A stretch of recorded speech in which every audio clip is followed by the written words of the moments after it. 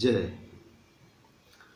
सत्यम शिवम सुंदरम मानस परिवार आर्यनगर कोहका भिलाई की ओर से आप सभी को हार्दिक नमन, हार्दिक प्रणाम एवं हार्दिक स्वागत है श्री राम कथा के इस कार्यक्रम में। सत्यम शिवम सुंदरम मानस परिवार का छत्तीसगढ़ मानस संगठन पंजीयन क्रमांक 030 मानस मंडली का व्याख्याकार ग्वालचंद सिन्हा, जिसके द्वारा अभी प्रस्तुति होनी है। बड़ा ही आनंद का विषय है कि हमारे मानस संगठन के माध्यम से प्रवचन महोत्सव का आयोजन का यह द्वितीय चरण और जिसमें अयोध्या कांड के प्रसंग पर प्रस्तुति। जी हाँ, भगवान के चरणों में मंगलाचरण का श्रद्धा सुमन समर्पित करते हुए प्रवेश करेंगे अयोध्या कांड के दोहा क्रमांक 155 प्रसंग पर। जी हाँ, गजाननं भूतगणादिसेवितं कैत्थजम्बुफलचारुभक्षणं उमासुतं शोकविनाशकारकं नमामि विघ्नेश्वर पादपङ्कजं। लोकाभिरामं रणरङ्गधीरं राजीवनेत्रं रघुवंशनाथं कारुण्यरूपं करुणाकरन्तं रामचन्द्रं शरणं प्रपद्ये। मनोजवं मारुततुल्यवेगं जितेन्द्रियं बुद्धिमतां वरिष्ठं वातात्मजं वानरयूथमुख्यं श्रीरामदूतं शरणं प्रपद्ये। श्रीरामदूतं शरणं प्रपद्ये। राम राम कहि राम कहि, राम राम कहि राम। तनु परिहरि रघुवर विरह राव गयौ सुरधाम। सियावर रामचंद्र की जय, पवन सुत हनुमान की जय, उमापति महादेव की जय। मानस के प्रेमी जनों, प्रस्तुत प्रसंग अयोध्या कांड के मानस के द्वितीय सोपान अयोध्या कांड से, जहाँ पर बाबा तुलसी लिखते हैं यह अयोध्या कांड मानस के महत्वपूर्ण कांड है। जी हाँ, महत्वपूर्ण इसलिए कि यहाँ पर प्रेम प्रतिमूर्ति भरत जी का दर्शन होता है। महत्वपूर्ण इसलिए यहाँ पर भगवान राम के पिता बनने का सौभाग्य दशरथ जी महाराज को जो मिला है, उन्हें भगवान की विरह में देह त्यागने का घटनाक्रम इस अयोध्या कांड में घटित होती है। यूँ तो कहे यह एक आश्चर्यजनक भी घटनाक्रम वाला कांड है, जहाँ पर अभी अभी दशरथ जी महाराज के द्वारा अपने पुत्र राम जी को राज तिलक की घोषणा की जाती है और एक रात पश्चात प्रसंग बदल जाता है और भगवान राम का वनगमन होता है। तो यह बहुत ही महत्वपूर्ण कांड है। आइए इस महत्वपूर्ण कांड में से जो प्रसंग जहाँ पर दशरथ जी महाराज भगवान राम के वनगमन करने के पश्चात मंत्री सुमंत को भेज देते हैं, इन्हें कुछ दिन वन में घुमा करके ले आइए। और मंत्री सुमंत जाते हैं रथ लेकर के, जहाँ पर भगवान राम, सीता जी और लक्ष्मण जी महाराज विराजमान हैं, उन्हें लेकर के। और तमाम प्रकार की कोशिशें होती हैं मंत्री सुमंत के द्वारा उन्हें गंगा तट से वापसी करने के लिए, लेकिन भगवान राम विनयपूर्वक उन्हें मना करते हैं कि मेरी जो पिताजी की सत्यनिष्ठा है कि रघुकुल रीति सदा चली आए, प्राण जाए पर वचन न जाए, इसका परिपालन होना चाहिए। और मंत्री और आप भी पिता के समान हैं। आप यह सुधि लेकर के अयोध्या जाइए और पूरे अवधपुर के राजकाज का संचालन अपने दायित्व का निर्वहन करते हुए करिए। और मेरे तरफ से सीता जी कहती है कि सभी को प्रणाम करिएगा। लक्ष्मण जी महाराज भी अपनी भावना प्रकट करते हैं और दशरथ जी महाराज के समक्ष मंत्री सुमंत उपस्थित होते हैं इन तमाम भाव को लेकर के। और तब दशरथ जी महाराज को लगा कि उनकी यह प्रयास कि राम किसी भी प्रकार से वन ना जाए, वापस आ जाए, यह असफल हुआ और मुझे राम के बिना जीवन जीना होगा।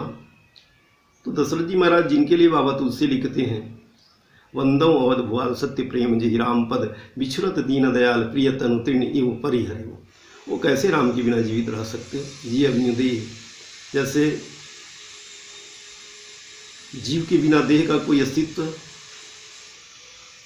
जल के बिना नदी का, तो दशरथ जी महाराज का ऐसा ही है।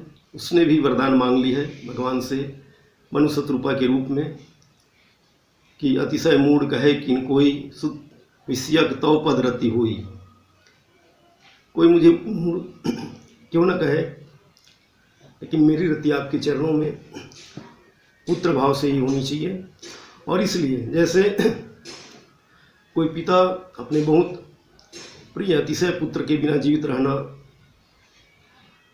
नहीं चाहता या उसके लिए जीवन दुष्कर हो जाता है, ऐसे दशरथ जी महाराज भी राम के योग में देह को त्यागते हैं।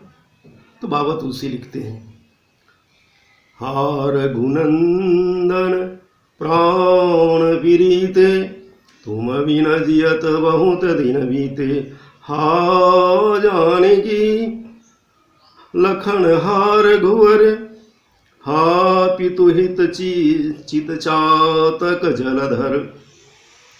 कि हे राम, जो प्राणों से मेरे प्रिय हो। जी हाँ, महामुनि विश्वामित्र जी महाराज जब मांगने उनके यहाँ आते हैं तो विश्वामित्र महाराज जी से कह देते हैं कि सब सुत मोहि प्राण किनाई, राम देत नहीं बनय गोसाई। तो यह दशरथ जी महाराज राम को प्राणों से भी ज़्यादा प्रिय हैं, उनसे प्रेम करते हैं।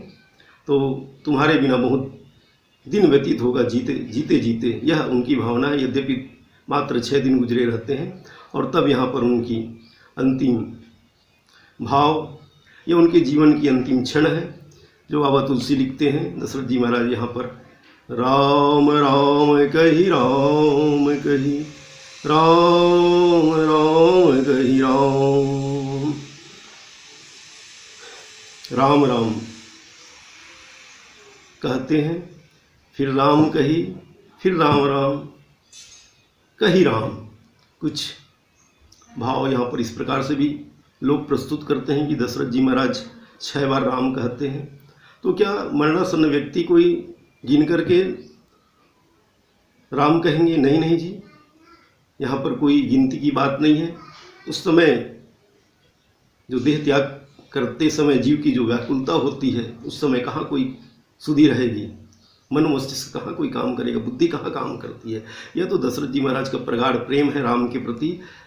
और राम राम कही, बाबा तुलसी मानो संकेत करते हैं दशरथ जी महाराज कुछ कह पाते हैं या मरणासन्न व्यक्ति कुछ नहीं, उनके द्वारा कुछ नहीं, बल्कि उनका जो प्राण है वह ही राम उच्चारण करती है। और किसके लिए? आत्मा राम के द्वारा, परमात्मा राम के लिए। राम राम कही, राम अर्थात आत्मा राम के द्वारा परमात्मा राम को राम राम कही राम। और फिर यह कहते कौन है? नहीं, दशरथ जी महाराज नहीं, यह तो राम ही कहते हैं। जैसे हनुमान जी महाराज माँ सीता के समक्ष संदेशा लेकर के जाते हैं और माँ सीता जो कहती है कि सभी कुशल पूर्वक तो है ना, तो हनुमान जी महाराज कहते हैं कि सभी कुशल पूर्वक हैं। और उस समय हनुमान जी महाराज जब व्यक्त करते हैं भगवान राम के संदेशा को, तो बाबा तुलसी वहाँ पर लिखते हैं कहेउ राम योग तव सीता मोह कहूँ सकल भय विपरीता। कहेउ राम योग तव सीता, हनुमान जी महाराज तो गदगद हो जाते हैं, संदेशा उनके द्वारा निकलती नहीं है। और तब कौन कहते हैं, कहेउ राम योग तव सीता। वहाँ स्वयं हनुमान जी महाराज के हृदय से राम जी बोलते हैं, क्योंकि जहाँ राम निवास करते हैं वह हृदय ही हनुमान का हृदय है, तो उस हृदय से राम बोलते हैं। तो यहाँ पर भी दशरथ जी महाराज ही नहीं बल्कि उनकी आत्मा राम परमात्मा राम को राम राम का स्मरण करते हैं, और जो राम राम कहते हुए तन त्यागते हैं उनकी सदगति होती है, वो राम को ही प्राप्त होते हैं। तनु पर रघुवर विरह, भगवान के विरह में देह त्याग करते हैं। राहु गए सुरधाम, लेकिन दशरथ जी महाराज भगवान को प्राप्त नहीं होते हैं, उनकी मोक्ष नहीं होती है, बल्कि सुरधाम जाते हैं अर्थात स्वर्ग को जाते हैं। तो यहाँ पर एक प्रश्नवाचक चिन्ह होता है कि राम राम कहे जे जमुआए तिनहि पाप पुंज समुहाई, या राम राम कही ते तनु तजहि ते तनु तजि मम लोक सिधरी है, या फिर राम नाम मृत मुख आवा अधमो मुकुट हो श्रुति गावा इत्यादि बातें जो आती है, तो दशरथ जी महाराज के लिए नहीं दशरथ जी महाराज के लिए भी है। लेकिन दशरथ जी महाराज यहाँ पर भेद भक्ति मांग लिए रहते हैं कि अतिशय मूढ़ कहे कि कोई तो सुत विषयक तो पद रति हुई, कि मुझे कोई मूढ़ क्यों न कहे, लेकिन मैं आपको पुत्र के रूप में ही स्मरण करूं। और यहाँ पर दशरथ जी महाराज का पुत्र भाव, और इसलिए फिर भी भगवान शंकर यहाँ पर यह भाव भी रखते हैं। माँ पार्वती इस प्रसंग को पूछ देती हैं कि दशरथ जी महाराज का मोक्ष क्यों नहीं, तो भगवान शंकर कहते हैं भेद भगति मन लावा ताते उमा मोक्ष नहीं पावा, क्योंकि दशरथ जी महाराज भेद भक्ति लाते हैं। उनके मन में भक्ति तो राम के प्रति है, लेकिन भेद यह रहती है कि वह राम को भगवान न जाने बल्कि पुत्र ही जाने, या उनकी भक्ति में भेद भक्ति, और इसलिए ताते उमा मोक्ष नहीं पावा। वैसे भी सगुण उपासक मोक्ष न ले, जो सगुण उपासक होते हैं वह मोक्ष नहीं लेते हैं, बल्कि भगवान के द्वारा उन्हें जो भी रोल अदा करने की मौका मिलती है वह रोल अदा करते हैं। दशरथ जी महाराज भी यहाँ पर मनु शत्रुपा के रूप में जो बालकांड में भगवान से वरदान मांगते हैं, तो रोल अदा ही तो किए हैं। क्या जो मनु और शत्रुपा अपने राजपाट को त्याग करके, वैभव को त्याग करके, पुत्र को त्याग करके जाते हैं, तो क्या वन में जा करके तपस्या करने के बाद में कुछ मांगने की भावना लेकर के? नहीं जी, कुछ भी भावना लेकर के नहीं जाते। हो ही न विषय विराग भवन बसत भा चौदपन, हृदय बहुत दुख लाग जन्म गयो हरि भगति बिना। वह तो भक्ति के भाव से जाते हैं, और जिसके मन में भक्ति की भाव होती है वह निष्काम होती है, कुछ मांगने की उसमें कोई भाव नहीं होती है। तो दशरथ मनु शत्रुपा के रूप में मनु जी महाराज जो है कुछ मांगने के लिए नहीं जाते हैं, बल्कि त्याग करके जाते हैं। तो बोला तपस्या के बाद में मांगते क्यों? तपस्या को देख करके विधि हरिहर आए बहुबार, विधि हरिहर मनु समीप आए बहुबारा, मांगो वर बहुवचन लुभाए, मांगो मांगो करके कहते हैं। लेकिन मनु शत्रुपा उन्हें वापस कर देते हैं कि हम कुछ यहाँ मांगने के लिए नहीं आए, हम तो सब छोड़ करके आए। लेकिन आखिर में भगवान को ही उनके समक्ष प्रागट्य होना पड़ता है। आकाशवाणी होती है कि तुम चाहते क्या हो। जो भी तपस्या करते हैं, जो भी भक्ति करते हैं, उन्हें कुछ देना चाहते हैं, लेकिन तुम सबको वापस कर देते हो। आखिर तुम चाहते क्या हो? तो बोले नील सरोरु नीलमणि नील नील धर श्याम लाजहि तन शोभा निरज कोटि कोटि सतकाम। इस रूप में आप प्रागट्य हुई है। और उस रूप में जब भगवान प्रागट्य होते हैं तो कहते हैं मैं कुछ मांगना नहीं चाहता। लेकिन भगवान बोले मांगना नहीं चाहते, लेकिन मैं कह रहा हूँ कि तुम मांग लो, क्योंकि भगवान को भी धराधाम में कोई योग्य उनका भक्त चाहिए, जो उनका पिता बन सके, कोई माँ का रोल अदा कर सके, वह भक्त चाहिए। इसलिए इनमें यह देखते हैं निष्काम भाव में कि मेरे माता पिता बनने के सुयोग्य हैं, और कहते हैं कि तुम मुझे पुत्र के रूप में मांग लो, चाहूँ तुम्हें। तो आखिर में मनु को कहना पड़ता है, भगवान के कहने पर कहना पड़ता है कि चाहूँ तुम्हें समान सुत हरिसन कवन दुराऊँ, मैं तुम्हारे जैसा पुत्र चाहता हूँ।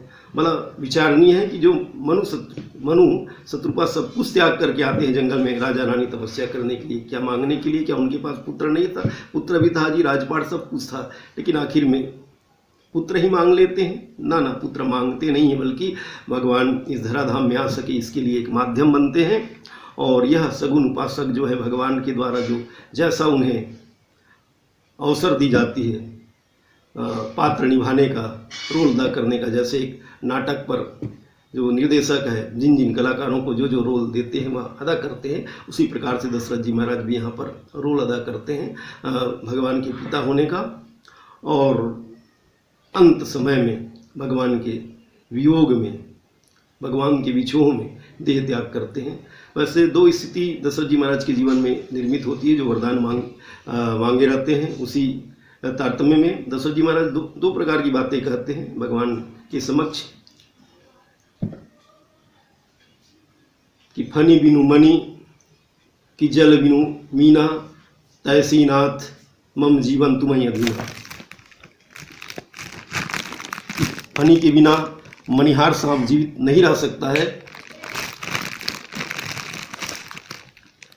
तो क्या मणिहार सांप फनी के बिना जीवित मणिहार सांप मणि के बिना जीवित नहीं रह सकता? नहीं जी रह सकता है, लेकिन यदि कोई मणि निकाल ली जाए मणिहार सांप का तो वह व्याकुल हो जाता है। इसी प्रकार से प्रथम स्थिति जब महामुनि विश्वामित्र जी महाराज भगवान राम को ले जाते हैं याचना करके, तब होती है। उस समय भगवान राम के वियोग में दशरथ जी महाराज रहते तो हैं, लेकिन फनी बिनु मणि, जिस प्रकार से मणिहार सांप जो है मणि के बिना व्याकुल होकर के जीवित रहता है, मरता नहीं बल्कि व्याकुल रहता है, उसी प्रकार दशरथ जी महाराज व्याकुलता की स्थिति में अपना समय व्यतीत करते हैं। और पुनः माँ सीता के साथ में उनका आगमन होता है विवाह पश्चात। फिर दशरथ जी महाराज के जीवन में जो दूसरी स्थिति है, जो वरदान याचना के समय कहते हैं कि फनी बिनु मणि कि जल बिनु मीना, और यह स्थिति जो है देह त्याग कर रहे हैं, जल बिनु मीना की स्थिति है। जिस प्रकार से मछली पानी के बिना नहीं कल्पना नहीं की जा सकती, लेकिन हाँ कुछ क्षण के लिए जीवित रह सकती है। इसी प्रकार से दशरथ जी महाराज भी मात्र कुछ समय तक, मात्र कुछ दिन, 2-4 दिन, 6 दिन रहते हैं भगवान राम से अलग होकर के। और वह स्थिति अब आ रही है जहाँ पर दशरथ जी महाराज जो है जैसे मछली जल से वियोग में देह त्याग देती है, क्योंकि जल के बिना उनका जीवन संभव नहीं है। इसी प्रकार से दशरथ जी महाराज भी का जीवन जो है राम के बिना संभव नहीं है, और वह त्याग देते हैं। और दशरथ जी महाराज का प्राण से यह भाव निकलती है राम के लिए, राम राम राम राम राम राम कहे राम कहे। और यह राम नाम जिसके लिए बाबा तुलसी वंदौ राम नाम रघुवर को, हेतु कृषाणु भानु हिमकर को। यह राम नाम तो भानु का भी कारण है, कृषाणु का भी कारण है और हिमकर का भी कारण है। यदि हम भानु से आ निकाल दें तो भानु हो जाता है, जिसका कोई अर्थ नहीं। तो यह भानु चंद्रमा की शीतलता है, शीतलता जो राम से ही है। और भानु हिमकर को, और चंद्रमा से, हिमकर से यदि माँ निकाल दी जाए तो वह शब्द होता है हीकर। हीकर का भी कोई अर्थ नहीं होता है। तो उस भानु अर्थात वहाँ से आ निकाल दी जाए तो भानु हो जाता है, और भानु का कोई अर्थ नहीं। और उस भानु का आशय सूर्य से, और भानु मतलब कोई अर्थ नहीं। तो यह राम जो है भानु का अर्थात सूर्य का तेज है, और चंद्रमा हिमकर अर्थात उससे माँ निकाल दी जाए तो निरर्थक हो जाता है। तो यह इनकी शीतलता है चंद्रमा की। वंदौ राम नाम रघुवर को, हेतु कृषाणु, और कृषाणु से रा निकाल दी जाए तो कसानु हो जाता है, जिसका कोई अर्थ नहीं। अर्थात यह अग्नि की तेज है, यह राम का नाम, और यह राम नाम सबके प्रेरक है। और यह आज दशरथ जी महाराज के लिए भी अंतिम समय में प्रेरित करते हैं। उनसे राम नाम का उच्चारण होता है। और इस प्रकार से बाली के लिए भी कहा जाता है कि बाली को भगवान राम के द्वारा जब बाण लगती है तो बाली भी बड़े ही सहज भाव से अपना देह त्याग कर देते हैं। भगवान राम के बाण लगने के बाद में बाली तो देह त्याग करते हैं कि सुमन माल जिमि कंठ ते गिरत न जानहि नाग। और जो राम को स्मरण करते हैं, राम का ध्यान करते हैं, राम जिनके सामने